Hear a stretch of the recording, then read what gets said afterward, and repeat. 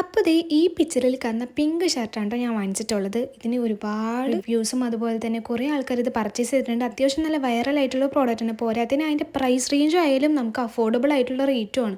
അപ്പോൾ ഒന്നും നോക്കിയില്ല, കണ്ണും പൂട്ടി അതങ്ങ് വാങ്ങിച്ചപ്പോൾ തന്നെ ആ ഒരു സത്യം മനസ്സിലാക്കിയത്. സംഭവം അത് സൈസ് വൈസ് ആയാലും കളർ വൈസ് ആയാലും പാറ്റേൺ വൈസ് ആയാലും ഒക്കെ അടിപൊളി സാധനമാണ്. പക്ഷേ അതിൻ്റെ ക്വാളിറ്റി നോക്കുകയാണെങ്കിൽ ആ തുണി ഒന്നിനും കൊള്ളില്ലാത്തൊരു മെറ്റീരിയൽ ആയിരുന്നു കേട്ടോ. ഒരൊറ്റ വാഷിൽ തന്നെ അത് എന്തായാലും ഡാമേജ് വരുന്നുള്ള കാര്യം ഉറപ്പാണ്. സംഭവം അത് ഫോട്ടോ എടുക്കാനൊക്കെ നല്ല അടിപൊളിയാണ്. ഫോട്ടോ എടുക്കുമ്പോൾ നമുക്ക് അത്യാവശ്യം കാണാനൊക്കെ നല്ല ഭംഗിയും കാര്യങ്ങളൊക്കെ ഉണ്ട്. ഒട്ടും ക്വാളിറ്റി ഇല്ലാത്ത മെറ്റീരിയലാണ്. അതുപോലെ തന്നെ കണ്ടിട്ട് വാങ്ങിച്ച ഒരു അത്യാവശ്യം ഇതുപോലെ തന്നെ വൈറലായിട്ടുള്ള ഒരു പ്രോഡക്റ്റ് തന്നെയാണ് ഈ ബ്രൗൺ ഷർട്ടും.